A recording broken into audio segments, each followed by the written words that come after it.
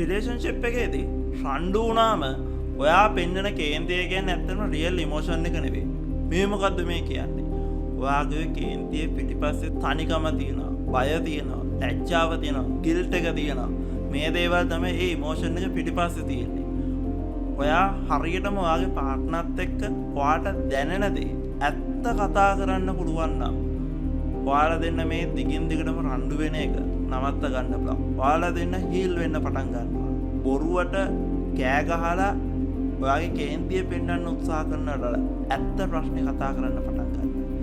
ඒක තමයි ඔයාලා දෙන්න අතර පීස්ෆුල් මැරේජ් ලයිෆ් එකකට යන්න පුළුවන් හොඳම දේ.